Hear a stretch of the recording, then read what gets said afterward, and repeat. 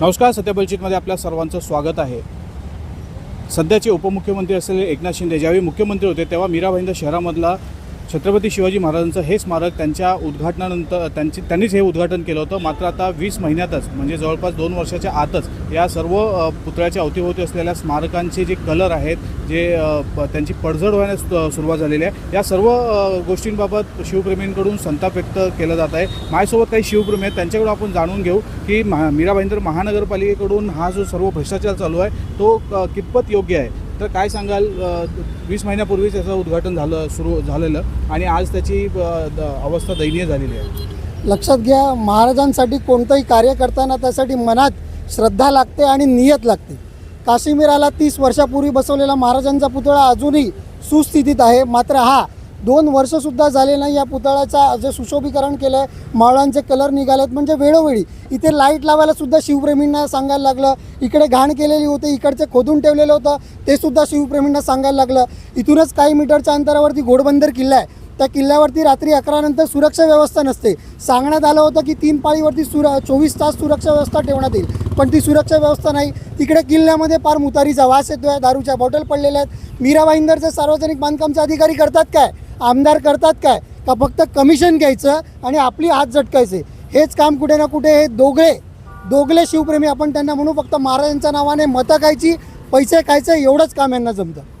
जवळपास 2 करोड रुपये खर्च केले, मात्र छत्रपती शिवाजी महाराजांच्या स्मारकांना महानगरपालिका महत्त्व देत नसल्याचं दिसून येतं.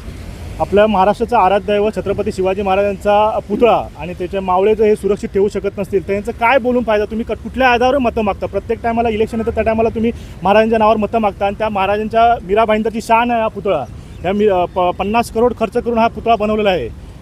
तर त्या हिशोबाने तुम्ही जर ह्याची कामं अशी जर करत असाल तर चुकीचं आहे. मीरा भाईंदरमध्ये अजूनही खूप पुतळे गायब आहेत. त्यांची बिलं पास झाली, कॉन्ट्रॅक्टरला पैसे भेटले, पण त्याचा अस्तित्व कुठल्याही पुतळ्याचा आपला महाराणा प्रताप असतील किंवा रमाबाई आंबेडकर यांच्या सर्वांचे पुतळे मीरा भाईंदरमधून गायब आहेत. कोणाला काय पडली नाही. जे अधिकारी आहेत, तुम्ही आता आपण हे लाईव्ह केल्यानंतर लगेच येऊन इथं काम चालू करणार, मग तुम्ही ह्याच्या आधी काय करता हे तुम्ही चेक करायला पाहिजे. ह्याच्या त्रुटी ज्या महाराजांच्या पुतळ्याच्या आहे ते तुम्ही येऊन चेक करायला पाहिजे. अधिकाऱ्यांचं लक्ष नाही, अधिकारी भ्रष्ट अधिकारी आहेत, फक्त पैसे त्यांना पाहिजेत, बाकी महाराष्ट्राच्या अस्तित्वाशी त्यांना काही लेणं देणं नाही.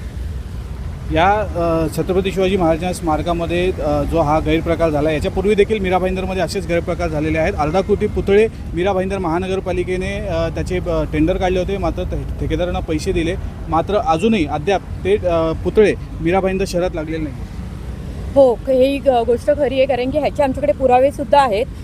3.5 फुटाचे महापुरुषांचे पुतळे बनवायचे टेंडर ह्यांना दिलेले आहेत कॉन्ट्रॅक्टरांना, पण ते कॉन्ट्रॅक्टरांनी अजूनपर्यंत ते पुतळे मीरा भाईंदरमध्ये कुठेही लावले नाहीत. त्यांचं म्हणणं असं आहे का त्याची आमच्याकडे परमिशन नाही आहे. जर परमिशन नाही आहे मग तुम्ही ते पैसे कशाचे घेतले, कशाची बिलं पास झाली आहे?